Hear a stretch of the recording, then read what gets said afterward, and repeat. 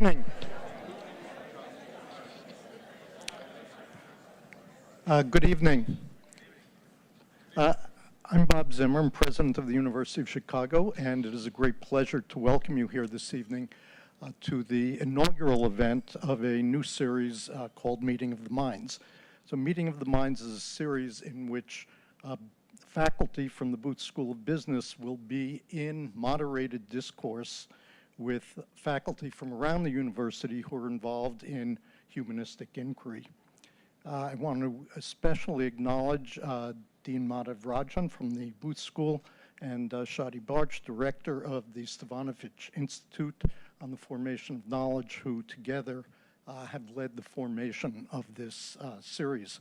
The series, on which I'm sure you will find the inaugural event interesting, really is an exemplar of something that's very important about the University of Chicago as a whole, and that is the recognition that as problems and issues develop a certain level of complexity, it is extremely important for understanding these issues to bring multiple perspectives about these issues to bear. There's never one way of looking at a complex problem, and there's never one way that captures the entire scope of how to think about the problem. And this almost habit at the University of Chicago and this ongoing effort to bring people together around this is a wonderful vehicle for recognizing assumptions, challenging assumptions, sharpening ideas, and gaining a type of understanding that is fluid and expansive and leaves behind a all too common claim to understanding in which one is very complacently rigid in one's beliefs. So what you're hearing tonight as the first beginning of this series is not just important for the Booth School, not just important for the Stevanovich Institute, but really reflective of something very important about the University of Chicago as a whole. So I'm now going to pass the floor to Dean Madhav Rajan, who's going to introduce tonight's participants. Thank you very much for being here.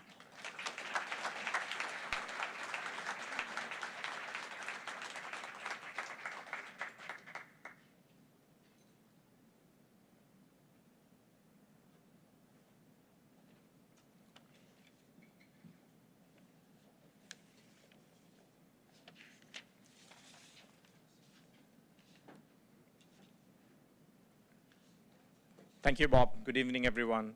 My name is Madhav Rajan. As Bob said, I'm the Dean of Chicago Booth. It truly is a pleasure to see so many of you here today and for me to welcome this distinguished panel. So I'm going to start at the end. Our first panelist is William Howell, who's the Sidney Stein Professor in American Politics at the University of Chicago. He's chair of the Political Science Department, and he also has appointments at the Harris School of Public Policy and the college. So Professor Howell has written extensively on separation of powers issues and American political institutions, in particular the presidency. He is currently working on research projects on President Obama's education initiatives, on the origins of political authority, and the normative foundations of executive power. Professor Howell is author or co-author of numerous books, most recently Relic, How the Constitution Undermines Effective Government and Why We Need a More Powerful Presidency, which he wrote with Terry Moe at Hoover.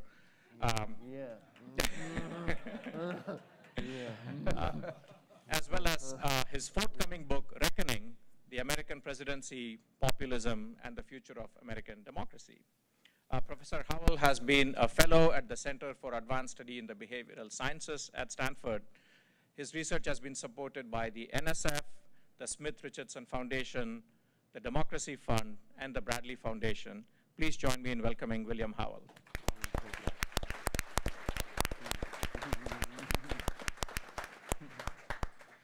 Our next panelist next to me is Raghuram Rajan, who is the Katherine Dusak Miller Distinguished Service Professor of Finance at Chicago Booth. Professor Rajan served as the 23rd Governor of the Reserve Bank of India from September 2013 till September 2016. Prior to that, from 2003 to 2006, he was Director of Research and Chief Economist at the International Monetary Fund.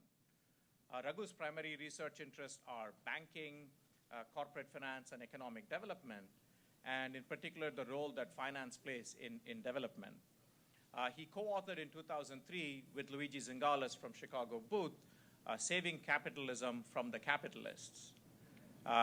Then in 2010, he wrote Fault Lines, How Hidden Fractures Still Threaten the World Economy. And for that book, he received the Best Business Book of 2010 award from Financial Times and Goldman Sachs. His latest book, The Third Pillar, How Markets and the State Leave the Community Behind, came out in February. Please welcome Raghuram Rajan.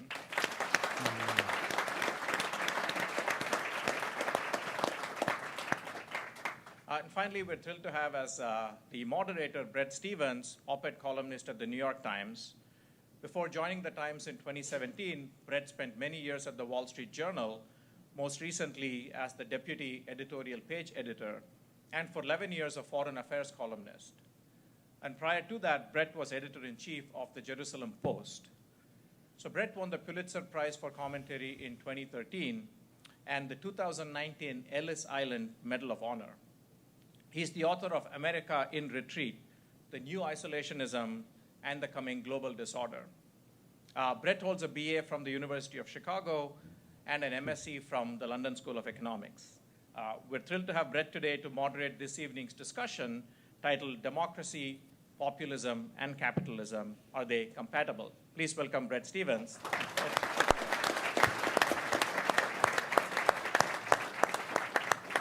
Well, Dean, thank you.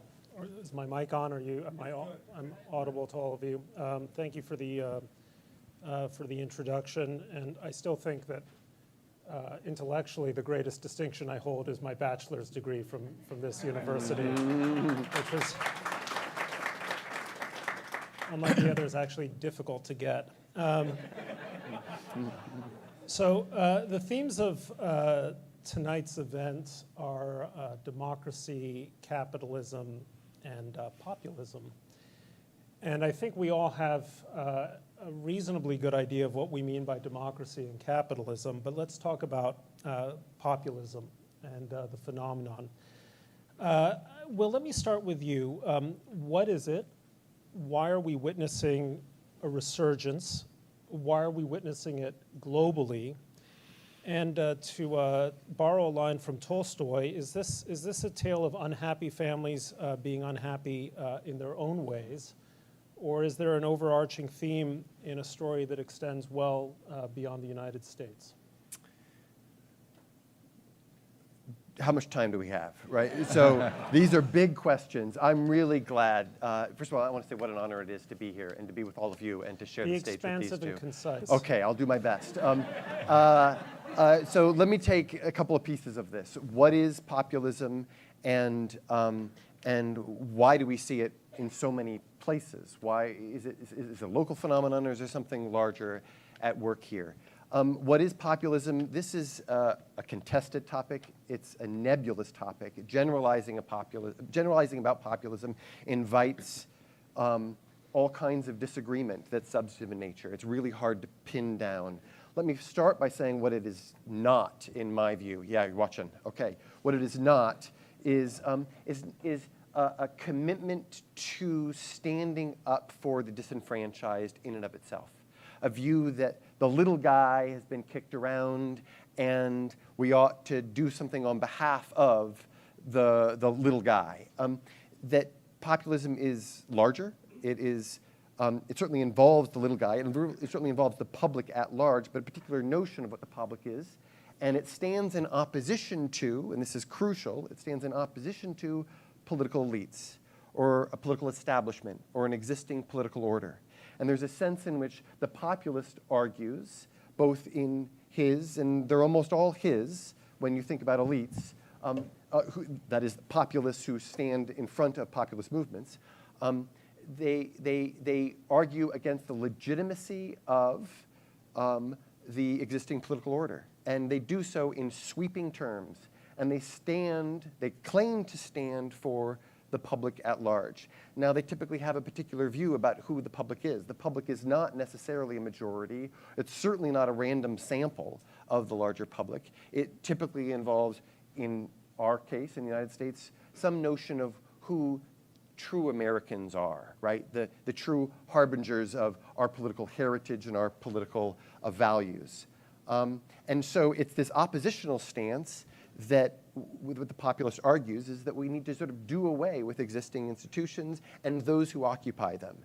And so why is it taking hold domestically? Why has it taken hold in Europe? Why has it taken hold regularly in Latin America? Populists are not revolutionaries. So this is good. It depends on what you mean by a revolutionary. I think populists are decidedly anti-establishment. They argue against and they push back against the legitimacy of existing political institutions in forceful ways. They're not revolutionaries in the sense that they want to clearly, in well-defined ways, replace one existing political order with another. It's not, I want change in the service of getting rid of these institutions so that we can have these over here, which will be better. It's really an oppositional stance. It's really about, to my mind, tearing down and arguing against, principally. So people who study populism sometimes equate it to, and now I'm going to instantly get into, they equate it to a parasite that lives off of a host, that can thrive, but that requires the host. It requires something to be opposed to. And so, are you talking about being culturally or institutionally oppositional? Because those seem to me they go together. Different. They go together, I would say. The expressions of populism can take many different forms. It often is, we need to recover our true national heritage.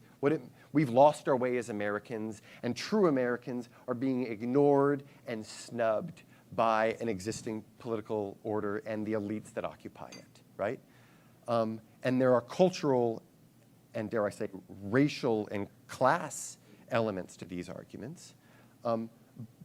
But they also reflect themselves in arguments against the legitimacy of existing democratic institutions, right? So it's an argument against Washington, D.C. as it's constructed. There are arguments against, right? We think about the administrative state not as a set of bureaus and agencies that are working on behalf of the public good, albeit in inefficient and flawed ways. You see it as the swamp, right? That has been captured by elites that's working against the public. That's the kind of language that's used. And So is that anti-democratic or pro-democratic? It's anti-institutional, and I think it often takes the form of being anti-democratic. That is, populists often will argue against the legitimacy of a free and independent press, right? They will regularly argue against the legitimacy of a judiciary. They'll argue against the legitimacy of an opposition party, because these are all elements of an existing order that stands in the way, that impedes the voice of the true people, which is what the populist stands to represent, right? Now I'll say it, Donald Trump, I can channel and represent what true Americans, and he has a particular view about what true Americans are, need and want, and I can get it done. And those who stand in my way, even when they are legitimately elected, is Trump or any number of other populists you can think of around the world, are they anti-democratic, or are you really talking about illiberalism here? So we can find elements of both. When the conversation turns towards the illegitimacy of an opposition party, I would argue that that's anti-democratic. When the conversation turns towards the need for an independent press and the need for an independent judiciary, then we're in the realm of that which is illiberal. And that's why generalizing about populism is problematic. What I will say across the board, though, is that the opposition, the critique, is more mature than is the positive claim for what ought to replace the institutions and orders that stand in the way. Well, you're talking about populists of the right largely, right? Not about populists of the left. That's an entirely different group in some sense from what you've just been talking about. In the sense that they're probably more democratic, They're probably more liberal. They have a different group that they want to attack, not so much the outsiders, the immigrants, but more, I mean, they're not as nativist. They're more They're not as against the nativist. rich. I think that that's right, but they're just as willing, populists of the left, they're just as willing to take on an independent judiciary, an opposition party, an independent press. And so they have different boogeymen, and they have a different policy agenda that they're less concerned about the border and more concerned about the poor. But it is, again, broadly in opposition to professionals, political elites, those who are in power in broad sweeping terms. And can I just say something though about why this is happening all over the place? I was about to ask. Okay. Because so where does this come from, right? Where does it come from? To my mind, it comes from political failure. It comes from the challenges contemporary of modernity that governments are ill-equipped to grapple with, that they struggle to grapple with. So think about huge population movements from the global north to the global south. Think about automation and its structural effects on labor markets. Think about rising inequality between the rich and the poor. These big structural challenges that our existing institutions struggle to attend to present profound challenges that lead to a lot of harm being done. That is, there are disaffected groups. There are groups that have suffered because of these changes, and the governments have struggled to attend to those needs. And so the populace steps in and says, it isn't just that they failed but that they mean well. They failed because they could care less about you. They don't recognize you. And we as a country, we as a people have lost our way.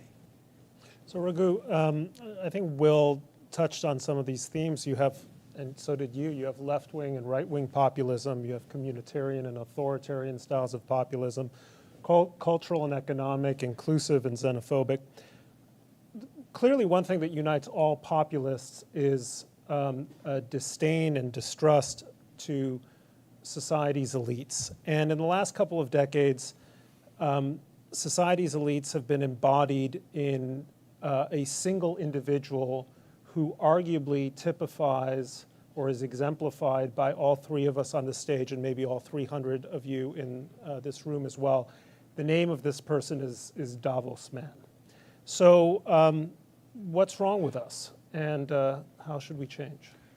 I don't think anything is wrong with us. I don't think that it's something necessarily of our doing. I'll come to precisely that in just a second. What I think has happened is the returns to skills and education have increased tremendously, especially at the top, which is why part of the reason for inequality, it's not just about people grabbing rents, it's that the shape of incomes have become much more skewed than they were in the past. And to get some of those incomes, you have to be really highly trained, have a degree from the University of Chicago, and go on to do a master's, if not a PhD. And a lot of people at the top are professionals who've made their way there. They feel that they've made it on their own steam. Of course, part of the problem in this meritocracy which is emerging is that it's very hard for some people to get on the first step of that ladder. And that's because they haven't, had early childhood, a good early childhood upbringing. They haven't been in a professional household where they hear many more words at an early age. They haven't had good nutrition. They haven't learned good work habits or behavioral habits. Jim Heckman says they're doomed by the age of 5.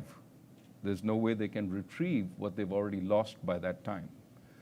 Now, after that, they have lousy schools. Those schools don't let them get into any reasonable university.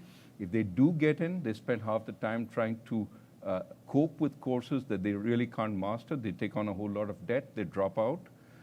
So a lot of people... But stop Yeah. for a second, because you're not answering the question. I am. I'm coming to it. You're answering what the problem with the proverbial Trump voter is, or the dissatisfied voters. I, what I'm asking yeah. you is, let's have an honest analysis of a group of people who probably feel greater affinities towards friends in London and Singapore, global financial capitals, who have almost certainly never served in the military, whose views on traditional matters of faith, morality are divorced, shall we say, from those of most people in the country with whom they have, or where they are citizens, and whose own sort of affinities as citizens are sort of attenuated because they think of themselves as fundamentally people of the world who happen to have a blue or a red or a green passport. Right. You bring the issue back to nationalism. I think the issue first starts with economics. Let's deal with the economics, then we'll get to the nationalism. The economics itself works against these people who don't get access, right? That's where the anger stems from. They don't have an ability to walk up the ladder of opportunity, which is why they're really very angry. The status is slipping, partly because the economic ability is slipping. Now, a lot of it is technological. Technology also drives the globalization that we've seen over the last so many years. Nobody's to blame for it. It's actually something which has been fairly beneficial overall for the world. But of course, people have got hurt and people have lost opportunity. Now that's where you want to start. And I think after that, you can ask what the remedy is. And the remedy is not nationalism. That's far from the remedy. The remedy is something else, trying to fix the economic opportunity that these people lack. That seems to me much better than saying, oh, these are elite citizens of nowhere, they congregate in Davos. I mean, Davos does pretty much nothing. People Bob's been there many times, and we've sat there wondering, what do all these people actually do here? There's a lot of meetings. Millions of people will ask the same question. What they do is, actually, a lot of business people get their meetings done there very quickly because they're all there. It's a network. Do they actually change global opinion any? Harder to say. My sense is, yeah, it's good that they talk, but it's not clear that any global policies emanate from that. There's a sense that somehow there are dark rooms there that people congregate and plot the future of the world. Doesn't actually happen. A lot happens back home in countries. Now, the question countries have to figure out is, how do we get these people out of where they are? How do we give them a better future? That's plain economics. Culture is an overlay. I think it's very important, but it's an overlay. It's not the fundamental. But dig a little deeper into the question of nationalism, because populism, I think, in some sense stems from the perception that the people who have benefited most economically as well as culturally from the organization of the economy and the system of politics, that their deepest emotional ties don't go back to the countries from which they came. And nationalism has become a dirty word, but nationalism can also, in some senses, be a synonym for patriotism, can be about a deep care for what this country is about, what its traditions amount to, why they're valuable, why they're worth sustaining, and why the people who lead the country economically as well as politically ought to care for them. Now, why is that? Why isn't that a perfectly justifiable critique of who the rest of us have become? I think it's important to say that the elite establishment, whatever you want to call it, should care for the people in the country. It's less clear that there is a certain kind of cultural predisposition that they should have, which sort of is something that defines them as being in the in-group or in the out-group. I don't think the fact that you actually congregate with people from other countries necessarily means that you don't care for your own country. I think it just means that you have a larger worldview. For people to say just because you meet in Davos or because you have a more cosmopolitan culture that you adhere to, that you don't actually care for the people of your country. I'm not sure where that comes from. There is a sense of anger for sure, but that anger, to my mind, is primarily economic. The nationalism is an overlay on that. It seems to me that the foundational problem is big structural change of the form that you've described here in terms of the economy that leaves some people who are left out, and that the problem is the failure of states to adequately address the challenges that they meet. What I would call not just culture, but the overlay is the nationalist is another sort of overlay. But when you then see rich people in fancy settings like this congregating, and you have a sense that you have been left out, and there have been no concerted effort to reach communities like communities on the south and west sides of Chicago, while unbelievable wealth is being accumulated in the downtown area, that leads to all kinds of, well, when the populace steps forward and says they don't care about you, and you know what? And they racialize the claim, and then they caricaturize the folks who are congregating. Then those kinds of claims resonate. If the state were more effective in addressing the needs of these people. I sometimes feel that this conversation lets itself off too lightly, because we immediately say, you just said this, they racialize, who those people, that is to say us, are, rootless cosmopolitans. There's something kind of at the core of the Bannonite critique, if you will, which is not an unserious critique of the elites, which is simply this: probably, and I'm sure there are many exceptions in this room, but probably very few of the children of the people in this room are going to serve in the Army or the Navy. Okay, they are not going. Their kids are not going to be on the line the next time some leader decides to invade Iraq or keep troops in Afghanistan or do something that entails the kinds of sacrifices that go into the construction of nationhood, right? And that's actually, there's some validity, right? But is the failure of the people in this room not that they are not sending their kids into the military, but that they aren't doing as much as they could do to fight for a more progressive tax code? It seems to me the latter matters a whole lot more when you think about affecting the problem at hand, which is about dislocation and its associated disaffection associated with structural changes in the economy. Right, and many of the kids in this room, the MBA, the people doing an MBA, I mean, they've changed over time. It used to be many of them went into finance. Now many more of them go into social entrepreneurship. Many of them want to do good. Now, it seems to me that's as patriotic as fighting in the military. Why should it be that only one kind of action is regarded as national or nationalistic?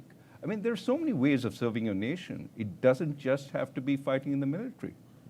Provided it's serving a nation.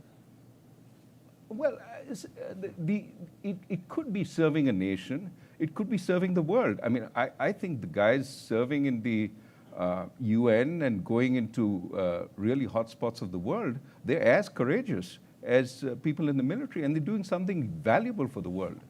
Why is that something less, in any sense, than being in the military in a country? You know, those people who just got killed, where did they get killed? In those UN staffers. I mean, these are young people who are idealistic. Why is it that we impose one set of ideals on them and say that is the true ideal you have to have? So it's clear that populism has both a kind of there's an aspect of cultural resentment, there's an aspect of economic dislocation. So let's dig a little more deeply into both of these things. One of the drivers, I think, quite obviously, is immigration. And in periods where you have relatively high net immigration, as you've had in Europe for many decades, in the United States today, we're reaching, I think, the peak of our foreign-born population since at least the turn of the last or the previous century. you get a form of populism that very easily shades into xenophobia. And people are mad to feel like strangers in their own country, and they react in ways that aren't always the nicest, aren't always the most rational. David Frum had an interesting piece, I don't know if you read it, in The Atlantic, basically making the argument that if you want to save immigration as an American ideal and as something that we have in practice, we need to be able to limit it, and limit it quite sharply. What do you make of that analysis, and what do you make of basically the role of immigration in inflaming populism? So it's certainly, there's a reason why it's our own president's kind of signature issue. It's good politics for him. And there's a reason, too, why when you had the peak of immigration in Europe, you saw populist parties across Europe making real headway. And then when you saw an abatement of immigration flows, you also saw a reduction in the gains that populist parties had made.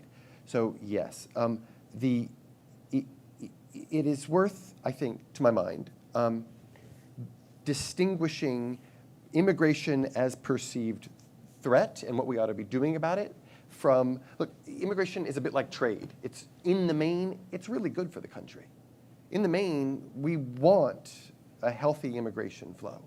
But when you see governments who are not adequately controlling it, then there's a sense that our political systems, right, our political system, are being overrun by these larger forces of modernity, which again invites populists to step in.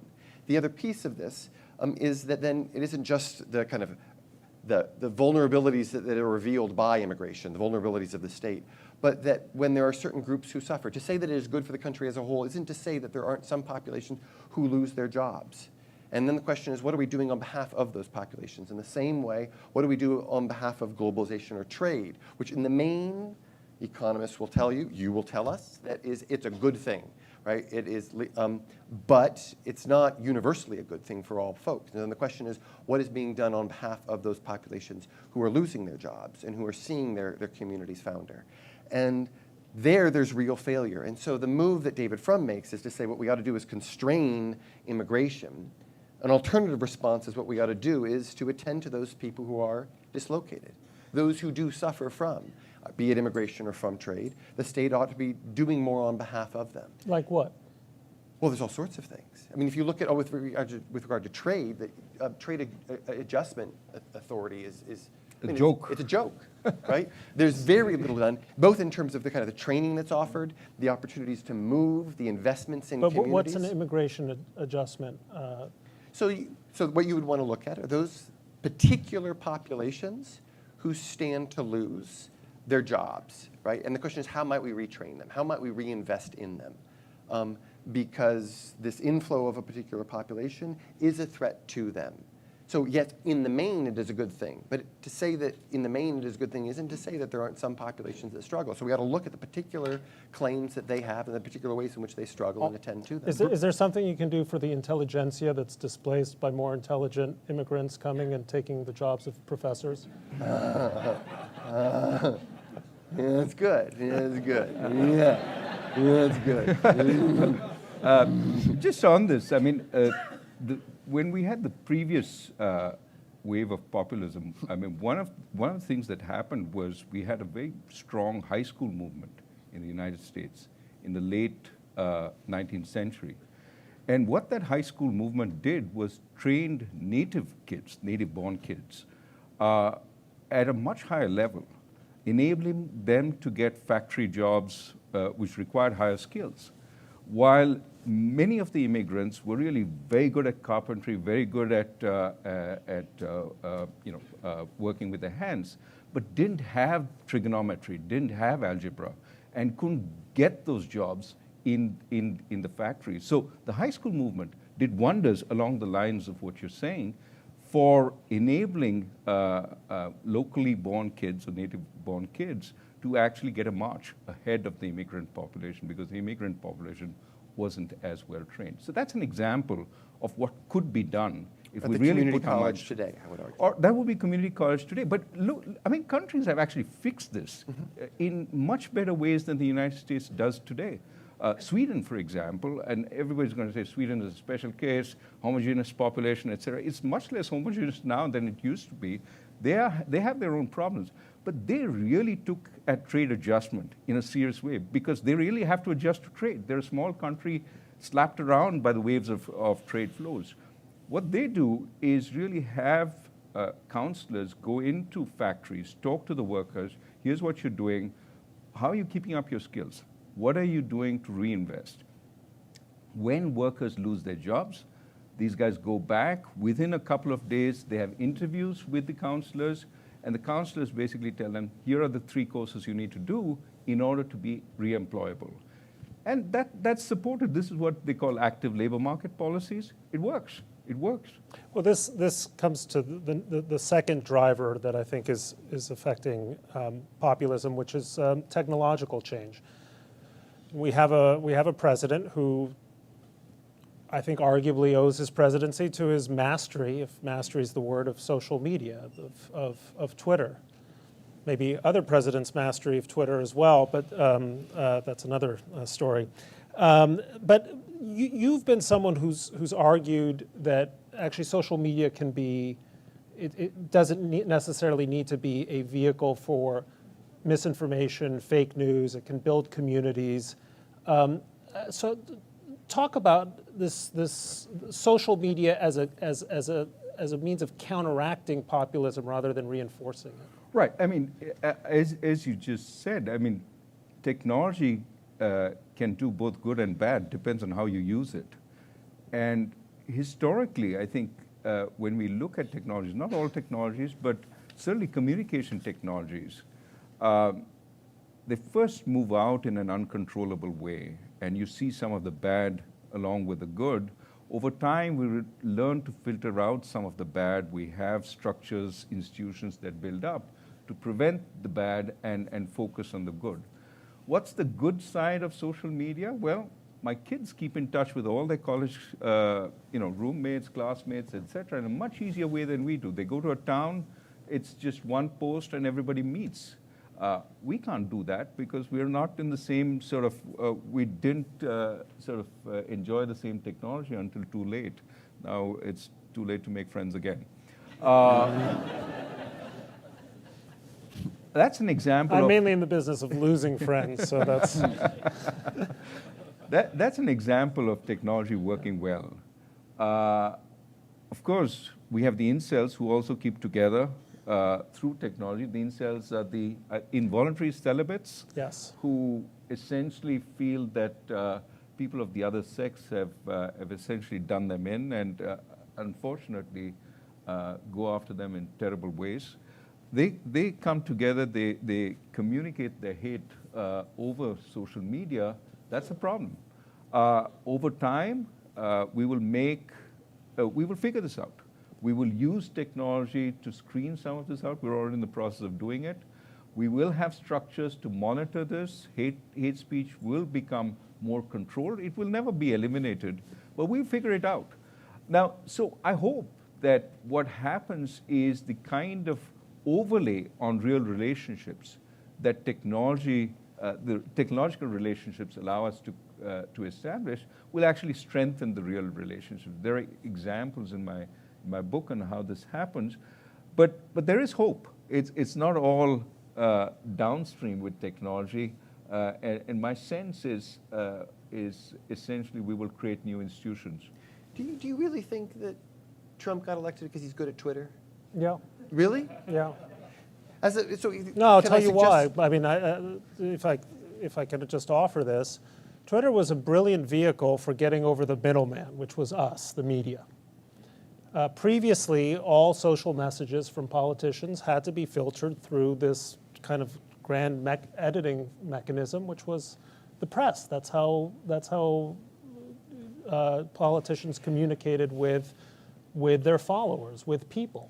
Trump eliminated that. That was, I think, historic. So, alternative, to throw out something, which is he got a tremendous amount of free press in traditional media because he was presenting himself as an outsider who was offering a set of arguments that were populist in orientation, that tapped into deep disaffection, not just within the Republican Party, but also within some crucial independents, and that it wasn't because he had particularly smart tweets to send. It wasn't because there was a technology that allowed it, but because there was a population who was, for whom his arguments resonated.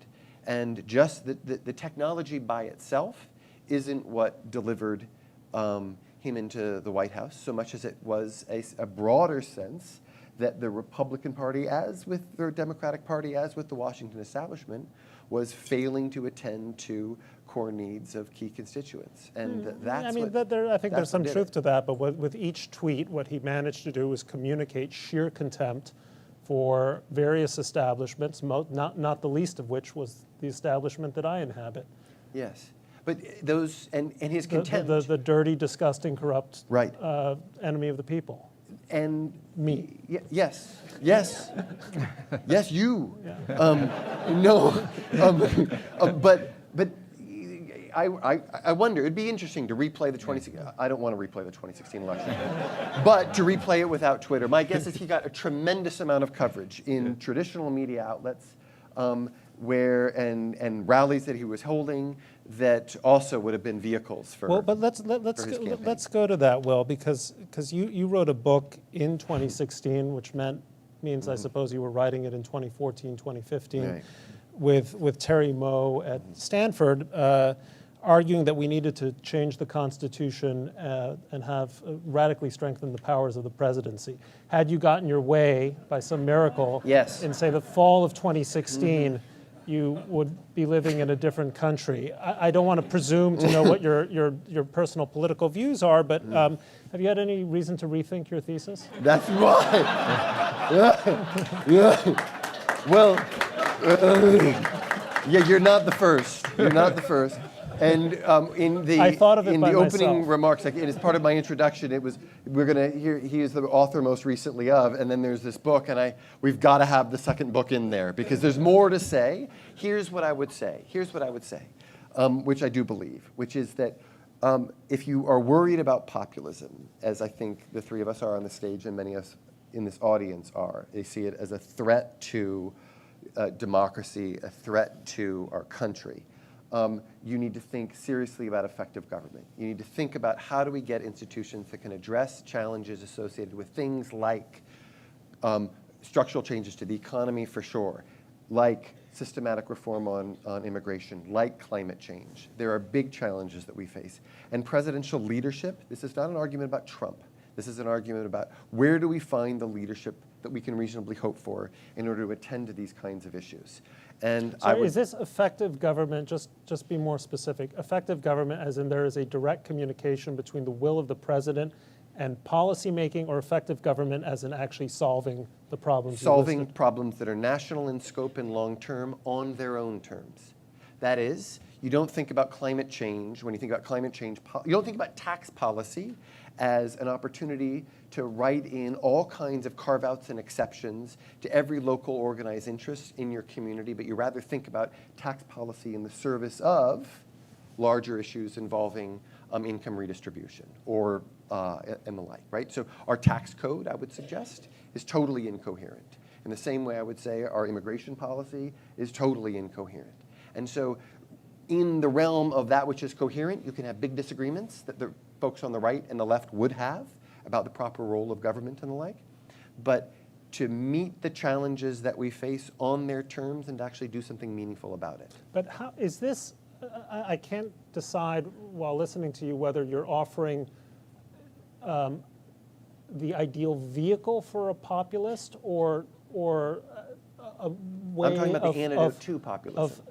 Why? Why isn't that just a vehicle? I mean, right now you're going to have a world in which Marine Le Pen may be the next president of France, the AfD may come to power in Germany, Matteo Salvini is running Italy, Donald Trump is in the United States, and Doug Ford will be Prime Minister of Canada before you know it. So this is the second book. So I will send it to you. It is, because here's the thing, right? This is the thing, is that on the one hand, there's the promise of presidential leadership, which we need. The idea that we should respond to Trump by pinning everything down, wrapping him in the office that he occupies up in chains, and say, oh, thank goodness we avoided that catastrophe.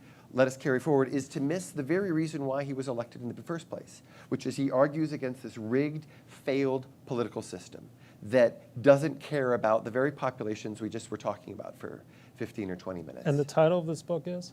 Reckoning. Oh, okay. Right? For American you or for presidency, someone else? For us. In that, no, for us as a country, is that, I know, okay. So us as a country, okay, that's cute. That's cute. Yeah.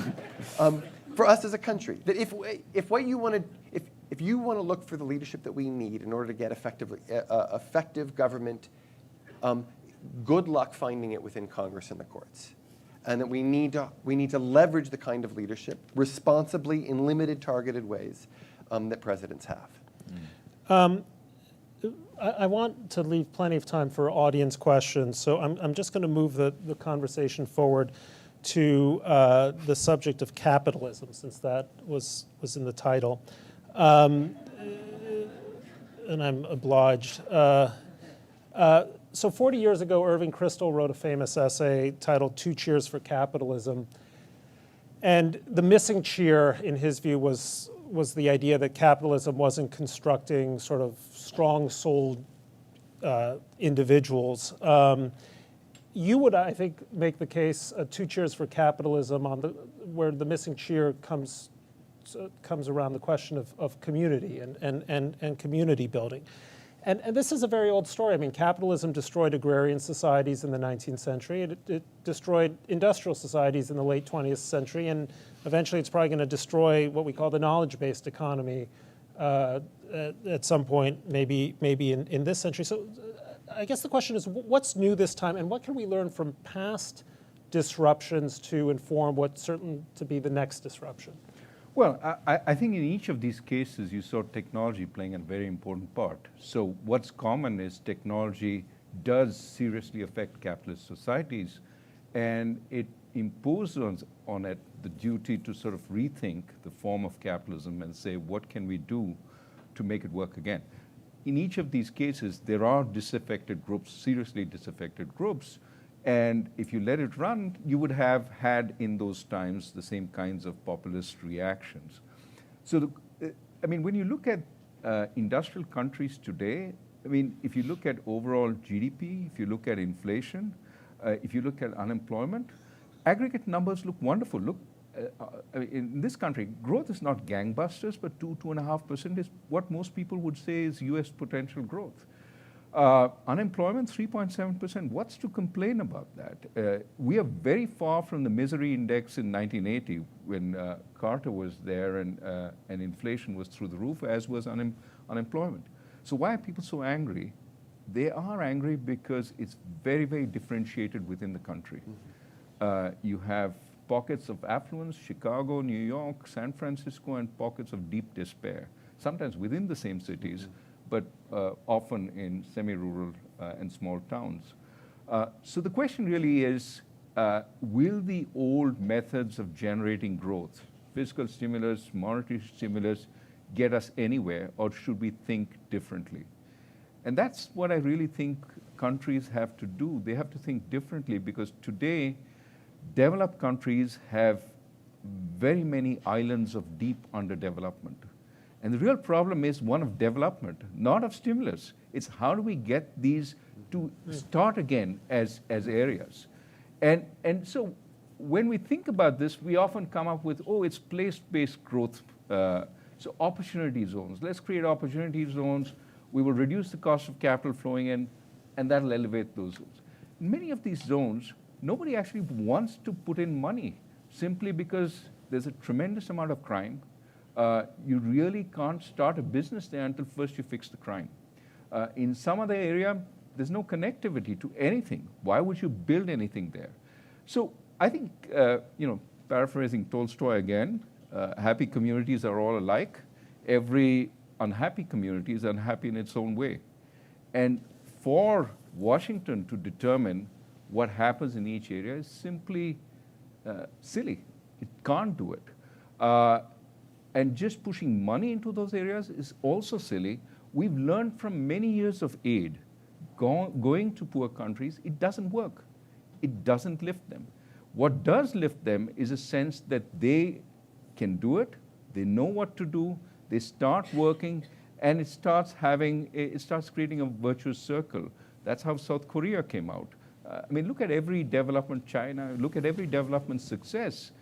It's not something the pundits would have said, this is what you do.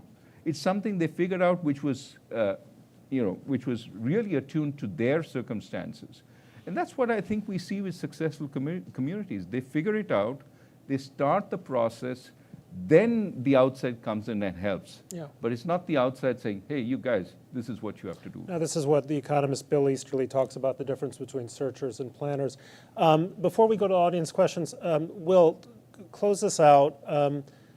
Examples of statesmanship, past or present, that you think are inspiring or instructive when it comes to channeling, defeating the challenges of modern day or past populism?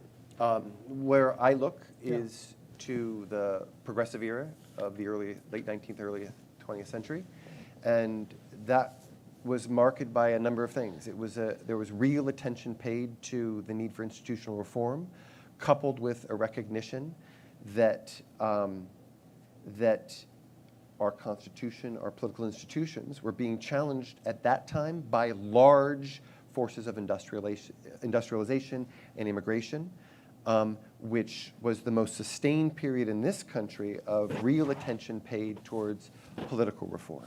And it came in fits and starts. It was piecemeal, it was incomplete, and the argument, my suggestion here is not that the solutions that they came are ones that we should simply import in contemporary American life, but it was a good 30-year period where there were the kind of conversations that we're having up here all over the place in the service of real, meaningful institutional reform. And to my mind, that's what we need. So what we're looking for is our own TR. We need our own TR and also folks sitting around the kitchen table as well, talking about it as well. Because some of the reform is going to happen nationally by people in this room and us on these stages, and some of the reform is going to happen for school boards and local political organizations. But the sobering thought is Theodore Roosevelt came in by assassination, not by election, right?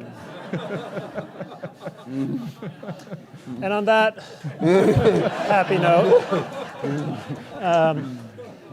why don't we open up to questions? I understand there are mics that are going to be roaming around, so why don't you, those of you who have questions, I know this is a U of C audience, so you won't be shy, and you won't be merciful either.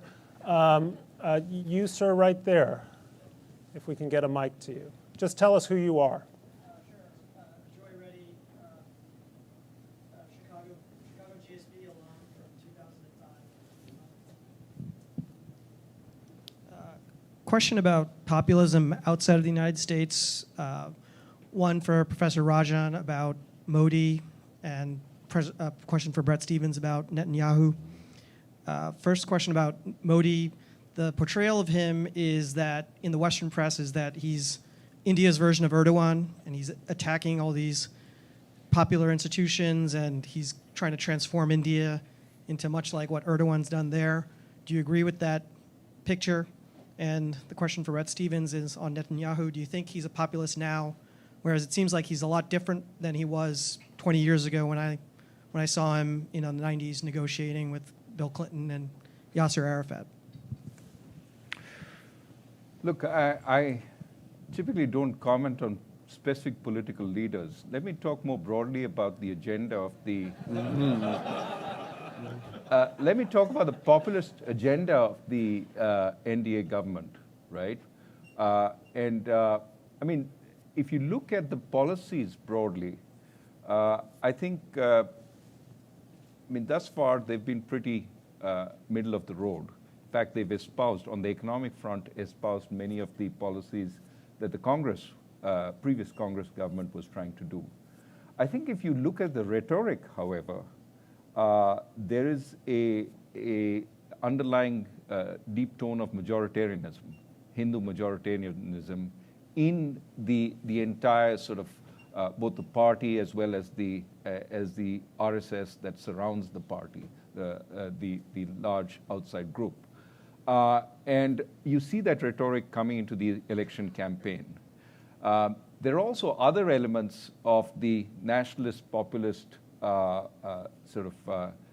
characteristic, which is the emphasis on national strength, that they are the only ones that can be trusted with defense, nobody else can, and if anybody else is talking about moderation, they are the weak links, they are sometimes even anti-national.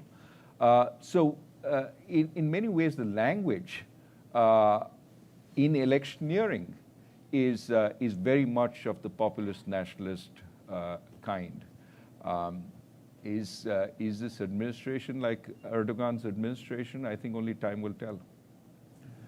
With respect, I mean, I only speak specifically and aggressively about individuals.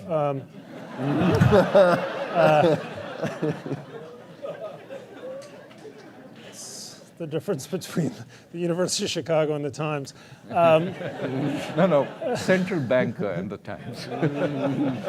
Well, look, Netanyahu's rhetoric is much more populist than his political behavior, which is to say, whenever he's in an election contest, you will hear tropes that have classic populist, often xenophobic or even outright racist connotations. He did this in 2015 during the election when he was afraid that he might lose. He warned, he went on radio to say Arab voters are coming out in droves. It was an extraordinarily ugly comment.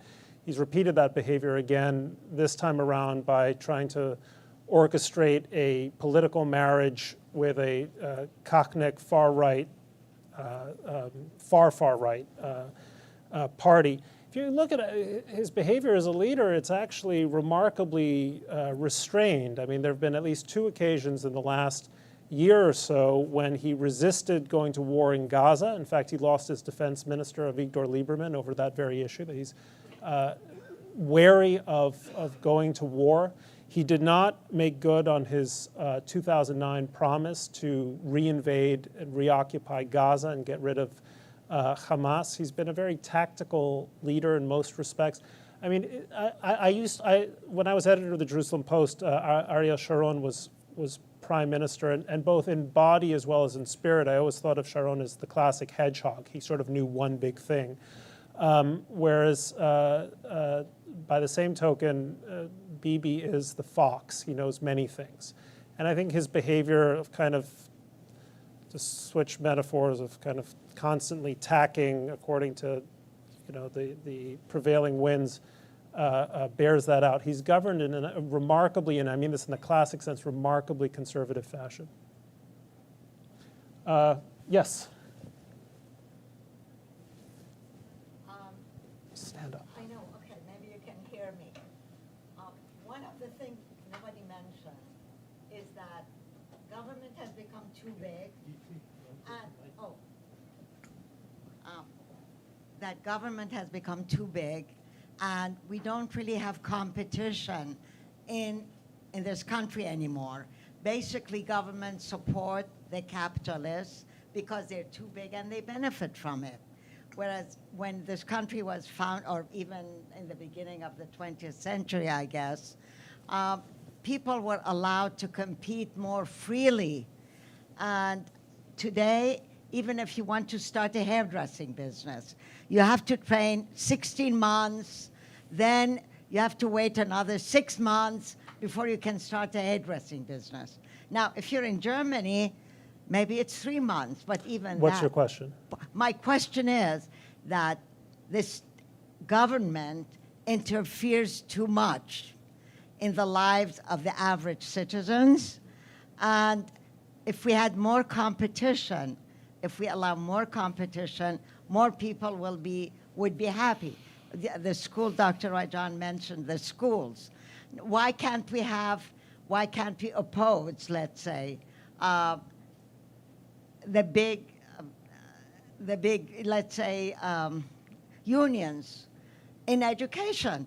the kids finish? I mean, I've dealt with some Sorry, of these get to your students. question. Right.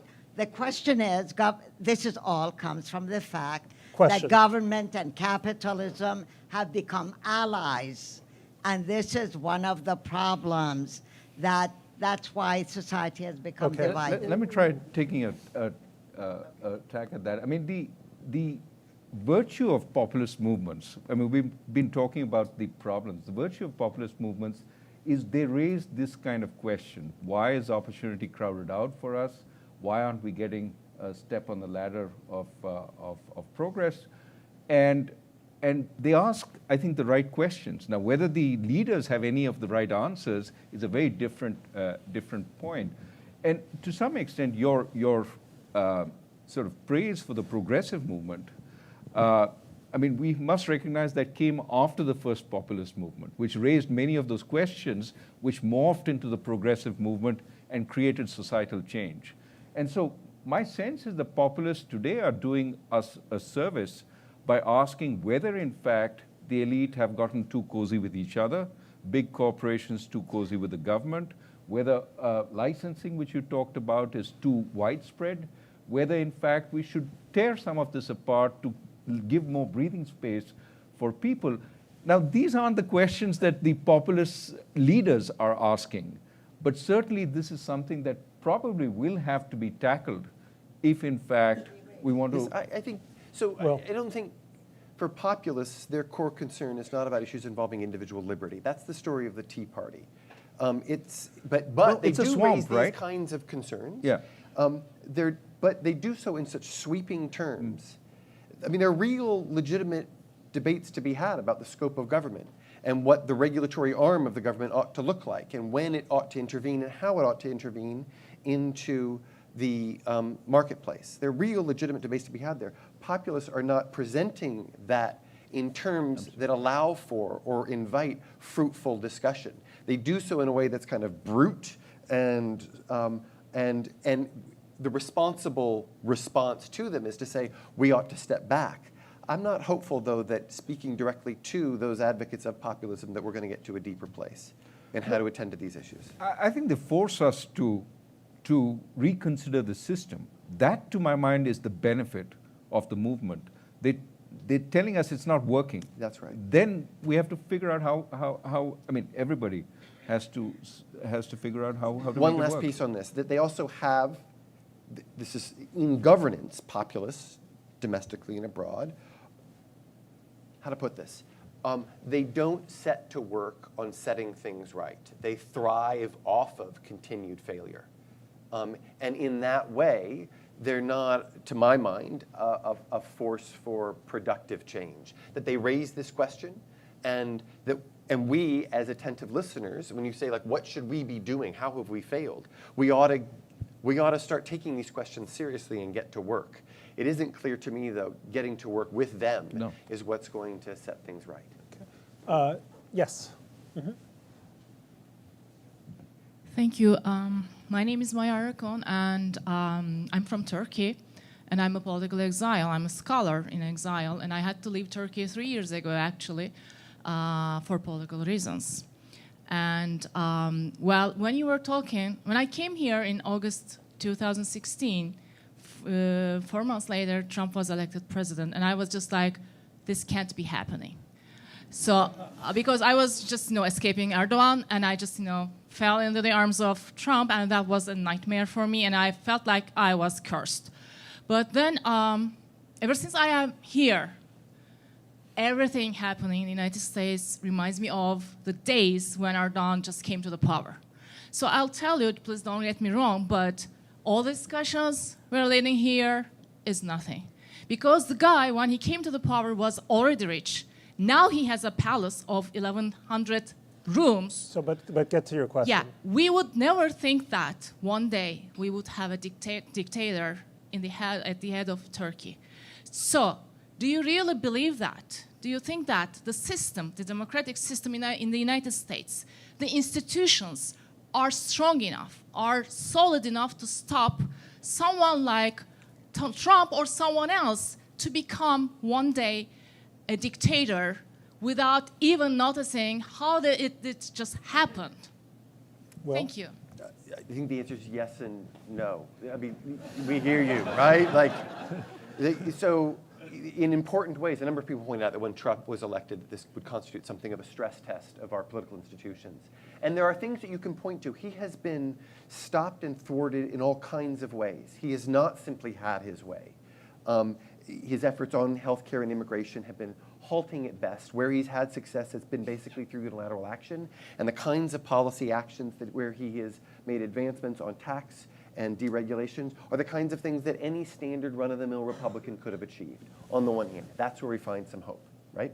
On the other hand, I think that there's a real threat in place, just as there's a deep indictment of our political order, and that it is important for us to think seriously about the design of our political institutions, because the concern that I have has less to do with Trump and rather to do with a more disciplined, a more serious-minded would-be autocrat, where we could really see ourselves on our heel. And so there's real work to be done. We shouldn't simply take heart that, look at all the ways in which this particular president is being blocked, and he is being blocked in lots of ways.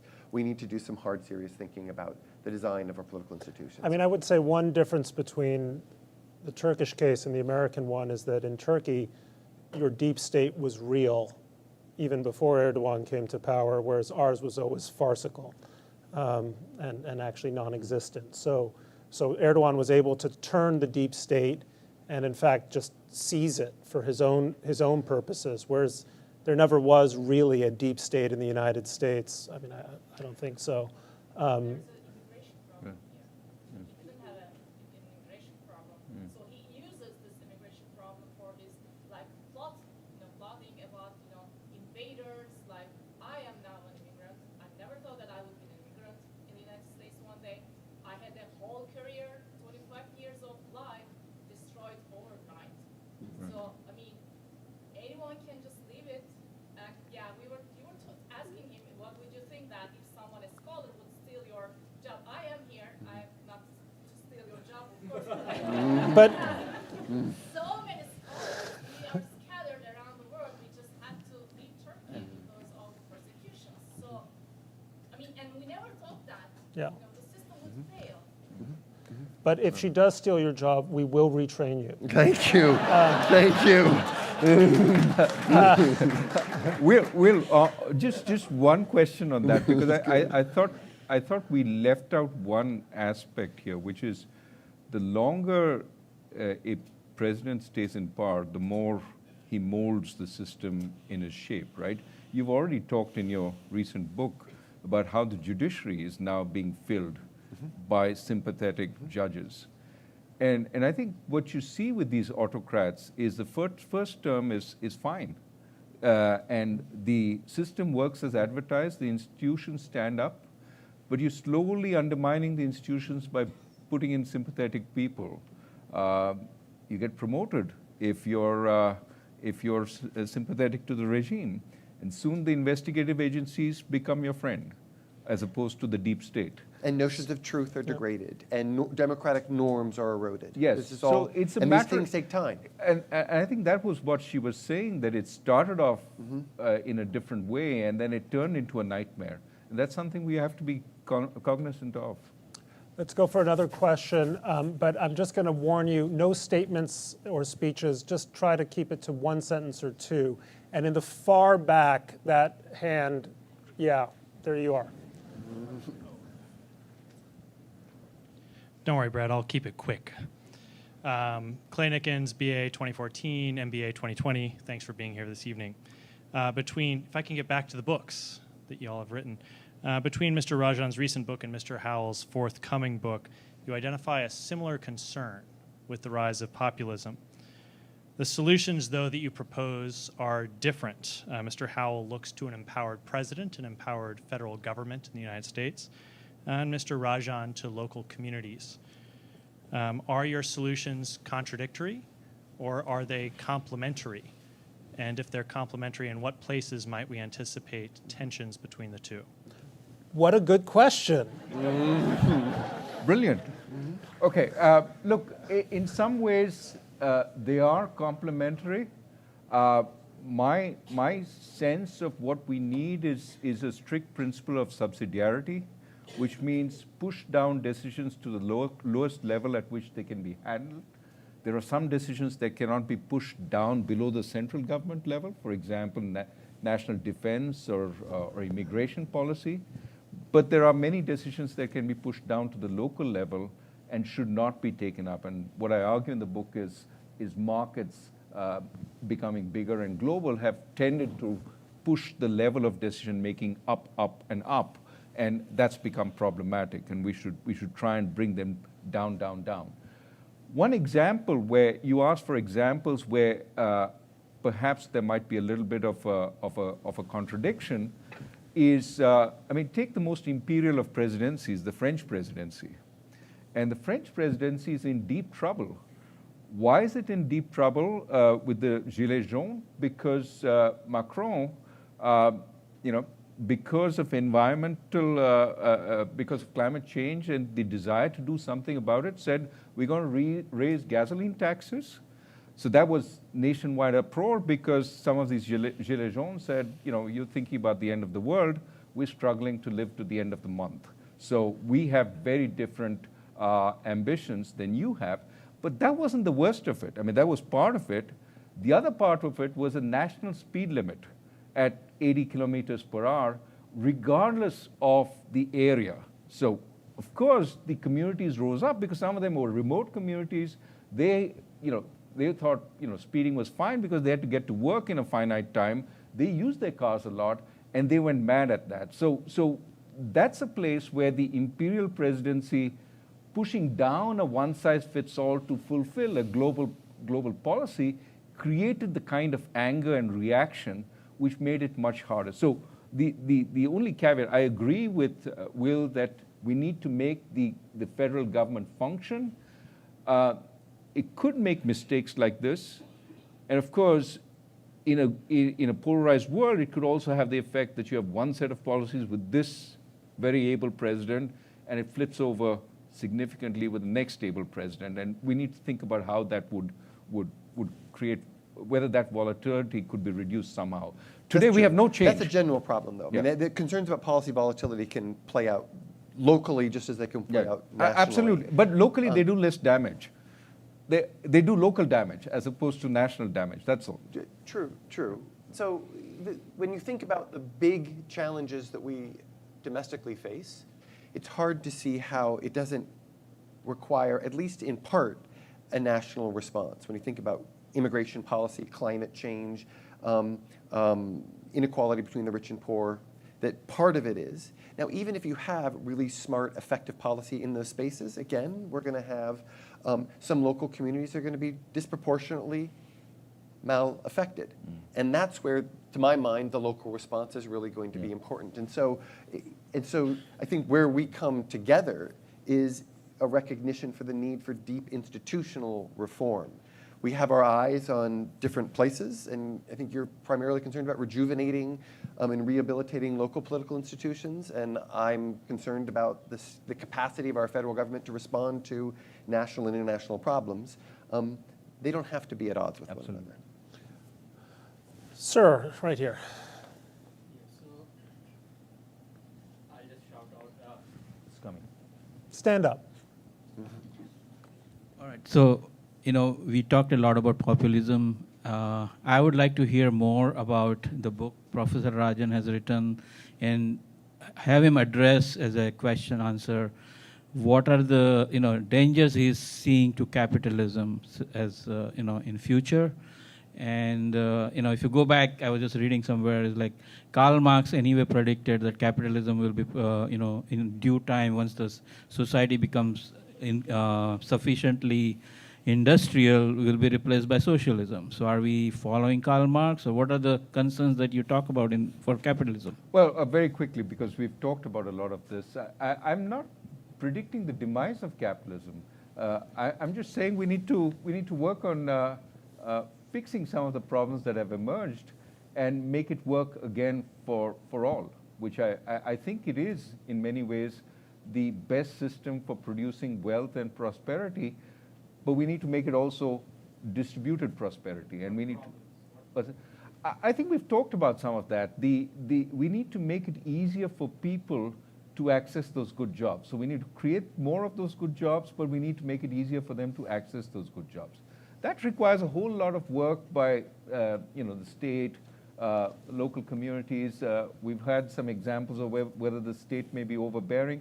There are lots of suggestions in Will's book and in my book, but really I think the broader point is that we can remake it.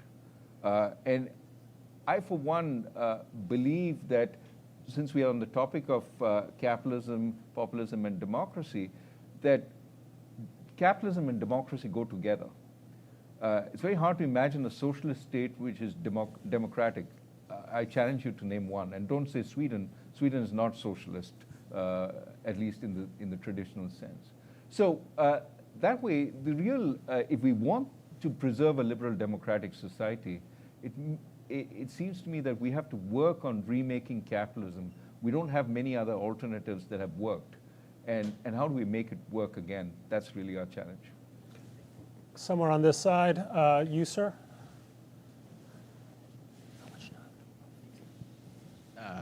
Thanks for coming. Professor Rajan, as a central banker, can you give me your thoughts on modern monetary theory?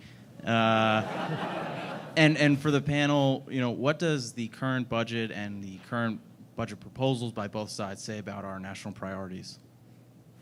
Will, you want to take the...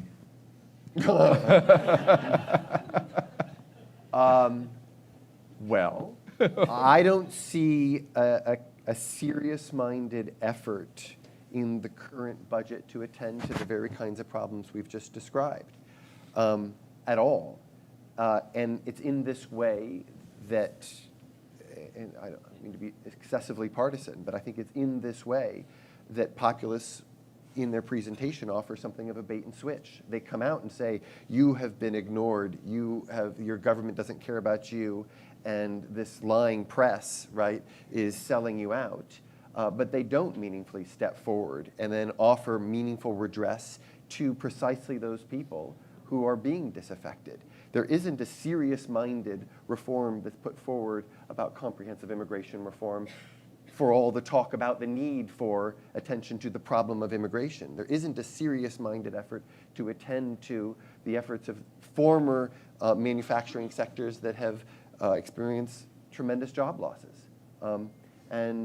And so that's why, again, to my mind, it's something of a bait and switch. There's a claim about representing the needs of the people, of certain kinds of people, that doesn't then lead to a systemic policy or institutional response. As a central banker? On modern monetary theory, just for the assembled audience, what it basically seems to suggest is that you can print money at certain times and fund fiscal expenditure. My sense is that times in which you can print money, pretty much periods like now of very low interest rates, are periods when in fact money is like debt. So all you're saying is, look, you can finance activity with more debt, and the answer is yes, you can do it until people stop holding your debt. And at some point, they will stop holding your debt. The question is, what point will that be? And so in that sense, I'm not sure it offers a whole lot of new stuff, except it's saying to those who want to spend, you can have it all. Reality is you can't. At some point, if you spend and the spending is not, in a sense, revenue generating over time, the public stops wanting to hold your paper, whether it's debt or currency, and that's when you become Zimbabwe or Venezuela. So now the point is, I think the danger is you can go a long way before suddenly confidence turns. But it could turn eventually, and in fact, it's hard to imagine the laws of economics holding without it turning.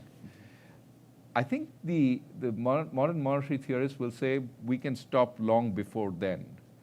But sometimes it's hard to know when you're beyond that point, because as the environment changes, you may find you've left that point behind. I think we have time for maybe one or two more questions. Is that right? I I would just add to this that Paul Krugman and I don't always find ourselves in agreement. We agree that zombies are bad, and so is MMT. Somewhere on this side. Yes, ma'am.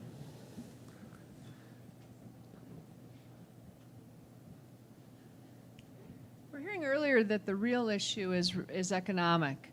And the question I have for the panel is, do you see any candidates on the national scene that seem to have strong economic skill sets and sensibilities when they're crafting solutions? Will? Who are you going to vote for? I don't have a vote. I'm an immigrant. So here's what I would suggest. Rather than putting money on any particular candidate, it seems to me if you're a Democrat and you want to run against this president, the smart move is not to run against Trump and all his excesses and work yourself up into a lather about the awfulness that is Donald Trump, and to rather turn your attention on the very real problems that we as a country face. And that the more you can talk about that in a serious and sustained way, there will be, the benefits will be multiple. There will be benefits in terms of who. Economic skill sets. So I'm not sure. I think we've been talking largely about the economy. Solutions that really work. But I don't know how much of this is about the economy and how much of it is about attending to the threats and challenges associated with immigration, which are real. That's not strictly or exclusively economic in orientation. On the topic of economics, to the extent that we have these candidates, are we seeing any skill sets out there where people really have a true understanding of things that can work? I haven't seen any. Okay, let's go to another question. Yes.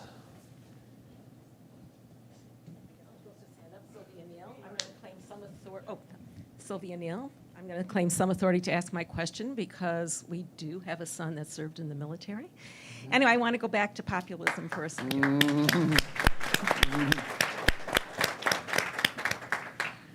I want to go back to populism. I felt that something that you guys left out was this question. Why, with the same kind of bad education system, bad opportunities, and so on, would an immigrant peasant from Vietnam, let's say, have their family make it better than somebody with those same opportunities and lack of education, let's say, from somebody from the Ozarks? Why wouldn't? Why do we see advancement for one group but not for the other? And I mean, the peasant from Vietnam immigrant tends to make it more than the guy from the Ozarks. I'm broadly stereotyping, but I think you're getting to where I'm going because I was told to ask a very brief question. I mean, I mean, there is a little bit of selection bias there, right? Which is that the immigrant from Vietnam has crossed oceans, dealt with immigration officers who wanted to keep him out, and has shown a hunger for arriving, which often suggests that they've dealt with challenges and may actually be willing to take them on in the country that they come to. I mean, I think there are some results on immigrants who travel large distances across seas versus immigrants who walk across borders. There's some differentiation there. But I think that that kind of desire to make themselves in this new world could be part of why they differ. Of course, in many situations, they don't really do better in their lives than perhaps that person in the Ozarks. But their children do better. So the next generation, and I would add the inner city to that. I would add the inner city, and I think this has been true of generations, where people have come with no education, going into the same system, and so I'm asking in terms of this populism. Well, don't you think there's some sense of entitlement, some sort of, it's not just about the elites, but don't you think there's some sort of anger at somebody, maybe not being really on welfare, but sort of taking something they're entitled as opposed to, in my family, I'm the lefty here in this family by far, okay? But I think there was something left out of the discussion about why would somebody take exactly those same, let's say destitute circumstances, including no education themselves, and be able to bootstrap themselves, whereas other people are not able to. And I'm not sure that the economic analysis that's been given or so far, really gets to the brunt of that. Well, I'll just end here by saying, look, there is an environment they create of expectation for their children, the stereotype that you really have to do really well in class to please your parents, those kinds of things. And it is, again, it is possible that a certain group immigrates, and if you took the average back there where they immigrated from, you may not find the same thing. So I don't want to make it national differences. It's differences in populations between the immigrant who's traversed a lot of challenge and existing populations. There could be a difference. Your question stimulates my curiosity. I'm wondering if we can have a show of hands. Who in this room is either an immigrant or the child of immigrants? Raise your hands. Wow. All right, one final question, and I think we'll close it out. Yes. Yeah. Do we think changing the Electoral College would make a difference in populism? Floor is yours, Will. Yes. Yes, we do. So if you are a small d Democrat, I think there's very little to say on behalf of the Electoral College that holds much weight. And the distortion that it presents to the popular will and the expression of popular interests is profound. And there's a certain irony that in our last election, the very individual who was lambasting a political order that was rigged against him was delivered by the very institution that does the most to distort the popular representation of public views, namely the Electoral College, that had it simply. So yes, a caveat is that if you're worried about money in politics, if that's something that concerns you, were we to get rid of it, watch the money really kick in, because now $1 spent in every single community, to the extent that it returns a vote that has some impact on my ability to win the office, is going to raise. It's going to raise the roof on how much money is actually being spent. That when the contest is focusing on a handful of states, they're diminishing returns on dollars spent. You get rid of the Electoral College, you can expect a whole lot more money being spent. So that's something to watch. But yeah, I think most every political scientist, certainly that I know, who reflects on this particular institution, would be happy to get rid of it. Well, listen, thank you so much for coming. Thank you to our wonderful panelists. Thank you, Bret. And it was a very U of C kind of conversation. I feel like it's more of the beginning of a conversation than the end of it. So thank you. Ladies and gentlemen, the reception is going to continue till 9 o'clock. Thank you.